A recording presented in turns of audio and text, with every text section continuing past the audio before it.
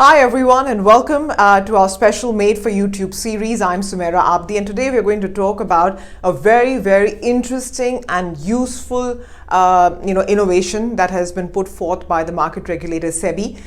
So what they have said now is that all mutual fund schemes within a particular category have to have the same benchmark, right? So this is the standardization of the benchmark.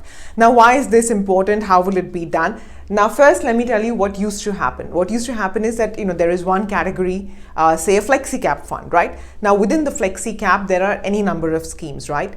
Now, each scheme is benchmarked against a different index, right? Something may be benchmarked against a Nifty 200. Something may be benchmarked against NSE 500. Another fund may be benchmarked against the BSE S&P 500. So what happens is that because your benchmark gives different returns, your scheme will look either better or worse compared to those returns, right? Because you will compare the scheme to its benchmark.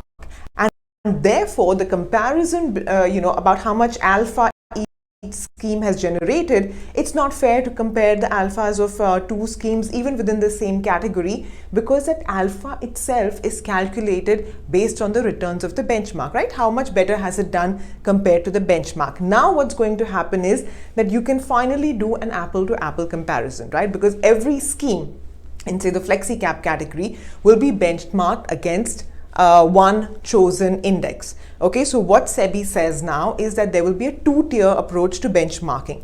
The first tier is that AMFI, which is the Association of the Mutual Funds of India, they are going to create the nominate the benchmark for each category of funds, right? So in that category, if an AMC has a scheme, they have to mandatorily use that benchmark, right? So that tier 1 benchmark will be the same for everybody.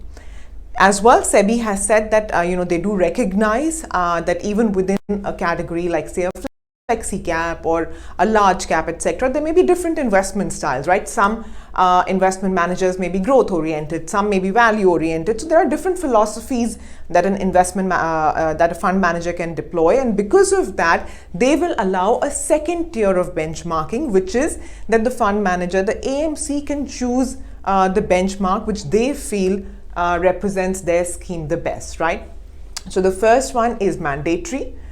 It will be decided by AMFI. The second one is optional. This will be decided by the fund, each fund house. They may in fact choose not to have a second one at all and just go with the one which AMFI has chosen. Now over here, there will be a couple of categories where SEBI has said that only one benchmark will be allowed. So this is the hybrid, the solution oriented, the ETFs, index funds, as well as a few more categories where only one benchmark will be used, which is the tier 1 benchmark. In equity, because there are so many different styles, etc., and by and large, there is a very uniform categorization over here. Therefore, they will allow for two benchmarks. Now, in this, let me just give you an example really of why this is so important. Say the Nifty 200. If you look at the last 1 year, it has given a return of 58%. The Nifty, the NSE 500, on the other hand, has given a return of 60.4%, right? Now, if a scheme is benchmarked against the Nifty 200, it will show an alpha, suppose it has outperformed by 2%, right? So it will say that I have an alpha of 2%.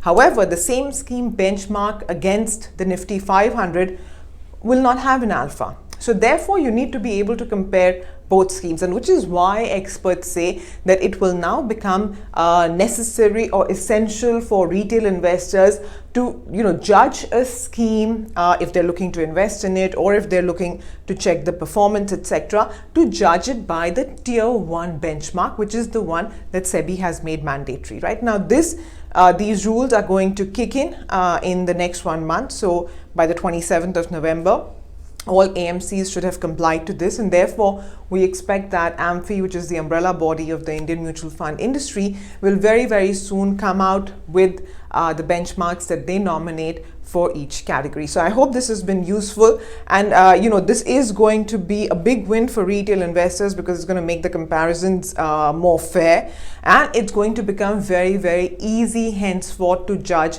what is the true performance of your scheme. So I hope you found this useful. If you have suggestions for other topics that you'd like us to cover, we'd be very happy to take them up. Thanks for watching.